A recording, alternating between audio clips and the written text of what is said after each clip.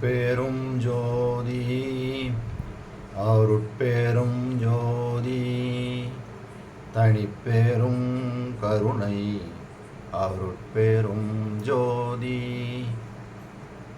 எல்லாம் செயல் கூடும் என் ஆணை அம்பலத்தே எல்லாம் வல்லான் தனையே ஏத்து.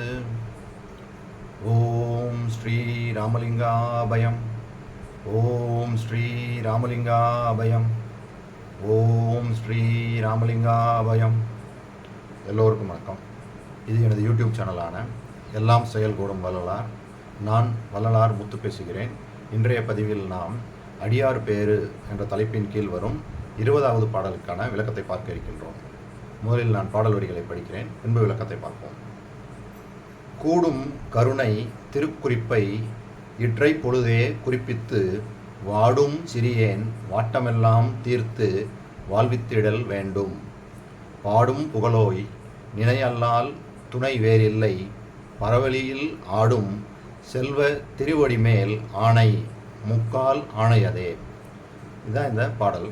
இதுக்கு விளக்கம் என்னன்னு பார்த்தோம்னா, இக்கணமே நின் திருவருளை பெறுவதற்கான அருட்குறிப்பை தெரிவித்து அதை பெறாமல் வாடி வருந்தும் சிறியவனாகிய எனது வருத்தம் அனைத்தையும் போக்கி நினது அருளில் வாழச் செய்வித்திடல் வேண்டும். அடியார்கள் பாடிப்புகழும் ஒப்பற்ற இறைவனே, நினையன்றி எனக்கு வேறு துணை இல்லை. பரவெளியில் ஆனந்த கூத்தாடும் உனது திருவடி மேல் முக்காலும் ஆணையிட்டு சொல்கின்றேன் அப்படின்னு இந்த பாடலை இயற்றியிருக்காங்க. இதில் என்ன சொல்கிறாங்க, உனது திருவருளை பெறக்கூடிய வழிமுறைகளை எனக்கு சொல்லிக் கொடு. அது இல்லாமல் நான் வாடிக்கொண்டிருக்கின்றேன். அதே சமயத்தில் உன்னையே தவிர எனக்கு வேறு ஒரு துணை இல்லை அப்படின்னு சொல்லி உன் பாதமே நான் பணிகின்றேன், என்னை கைவிட்டுறாத அப்படின்ற மாதிரி இந்த பாடலை ஏற்றிருக்காங்க. சரி, இதுக்கு அகவலில் எப்படி சொல்லியிருக்காங்கன்னா, இறைவன்னா அவருக்கு இந்த நன்னெறியை போதித்து இதிலேயே பயணித்து எங்கே இறைவனை பார்க்கணும், எப்படி பார்க்கணும், எப்படி அந்த அருளை பெற்றுக்கொள்ளணும், அந்த வழிமுறைகள் எல்லாம் சொல்லி கொடுத்தானாமா. அதை இந்த பாடல் பாருங்கள். 1169 1170 அகவல் வரி. துறை இது வழி இது துணிவிது நீ செய்யும் முறை இது எனவே மொழிந்த மெய்த்துணையே. அதாவது சேர வேண்டிய இடமாகிய திருச்சிற்றம்பலம் இது என காட்டி, அங்கு செல்லும் வழி இது எனவும் காட்டி, அவ்வழி செல்வதற்கு ஊக்கமும் விடாமுயற்சியும் தந்து நீ செயல்பட வேண்டிய நெறிமுறை இது எனவும் எனக்கு அறிவித்த எனது உண்மையான துணையே.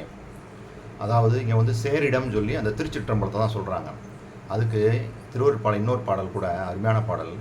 சீரிடம் பெறும் ஓர் திருச்சிற்றம்பலத்தே திகழ் தனித்தந்தையே நின்பால் சேரிடம் அறிந்தே சேர்ந்தனன் கருணை செய்தருள் செய்திடத் தாழ்கில் யாரிடம் புகுவேன் யார் துணை என்பேன் யார்க்கெடுத்து என் குறை இசைப்பேன் போரிடம் முடியாது இனி துயரோடு நான் பொறுக்கலேன் அருள்க இப்போதே. உனது அருளை இப்போதே கொடு. என்னால் உங்களுக்கு போராடி எல்லாம் பெற முடியாது, எனக்கு உடனே உன்னோட அருள் வேணும். சேரிடம் என்ற அந்த திருச்சிற்றம்பலம் தான் நீ இருக்கக்கூடிய இடம் என்பதை நான் தெரிஞ்சு கொண்டேன், நீ தான் எனக்கு உணர்த்தின. அதனால் கருணையை கொடுக்குறதுக்கு எதுக்கு நீ காலம் தாழ்த்துகின்றாய், உடனே எனக்கு கொடு அப்படின்னு சொல்லி இந்த பாடலை ஏற்றிருக்காங்க. சரி, இப்படி சொன்னவங்க இந்த பாடலை சொல்கிறாங்கல்ல, இற்றை பொழுதே குறிப்பித்து வாடும் சிறியேன் வாட்டமெல்லாம் தீர்த்து வாழ்வித்திடல் வேண்டும்ன்றாங்கல்ல. அந்த வள்ளல் பெருமான் இறைவன்கிட்ட எப்படி வேண்டுறாங்க பாருங்கள். நம்ம எப்படி வேண்டுறோம், அவர் எப்படி வேண்டுறாங்க பாருங்கள். இது மாதிரி ஒரு வாழ்க்கையை எனக்கு கொடு அப்படின்னு சொல்லி சொல்கிறாங்க. எப்படி வாழ்க்கை?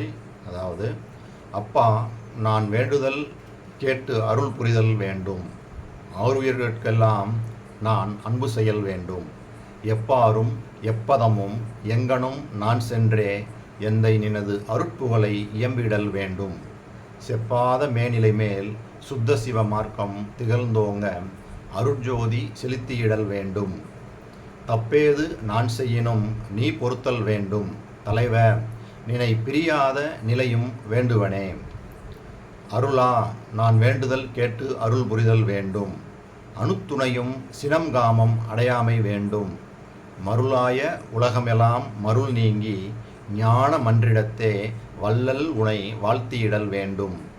இருளாமை உறல் வேண்டும் எனை அடுத்தார் சுகம் வாய்த்திடல் வேண்டும்.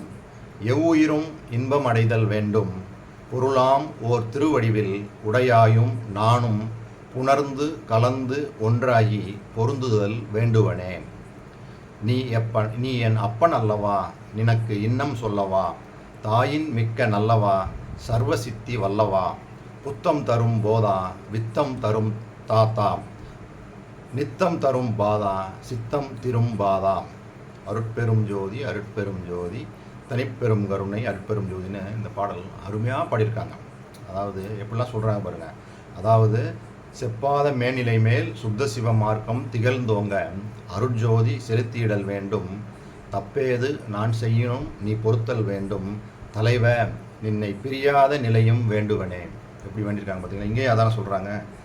உன்னையை தவிர எனக்கு வேற ஒரு துணை இந்த உலகத்தில் கிடையாது, நீ ஒரு ஆள் தான் இருக்கிற அப்படின்னு இந்த பாடலையும் சொல்கிறாங்க. இதுலேயும் பாருங்கள் அவருடைய வேண்டுதல்லாம் எப்படி இருக்குதுன்னு பாருங்கள். எல்லாமே பிற உயிர்களுக்காக தான் எல்லாமே வேண்டுறாங்க. அதாவது என்னை அடுத்தவரும் இன்பம் உறல் வேண்டும், எவ்வுயிரும் இன்பம் அடைதல் வேண்டும், இருளாமை உறல் வேண்டும், என்னை அடுத்தார் சுகம் வாய்த்திடல் வேண்டும், எவ்வுயிரும் இன்பம் அடைதல் வேண்டும். பாருங்கள் எல்லாமே அவருக்காக எந்த ஒரு வேண்டுதலுமே அவர் வைக்கலை. எல்லாமே மற்ற உயிர்கள் இன்புற்று வாழ வேண்டும் அப்படின்றதான் அவருடைய அந்த வேண்டுதலாகவே இருக்குது. சரி, இப்போ நம்ம இன்னமும் பார்க்கலாம். அதாவது நினையல்லால் துணை வேறில்லை அப்படின்னு சொல்கிறாங்கல்ல, அதுக்கு இந்த பாடல் பாருங்கள். புண்படா உடம்பும் புரைபடா மனமும் பொய்படா ஒழுக்கமும் பொருந்தி கண்படாது இரவும் பகலும் நிந்தனையே கருத்தில் வைத்து ஏத்துதற்கு இசைந்தேன். உண்பனேன் எனினும் உடுப்பனேன் எனினும் உலகரை நம்பிலேன். எனது நண்பனே நலம்ஜார் பண்பனே உனையே நம்பினேன் கைவிடேல் எனையே. அடுத்த பாட்டு.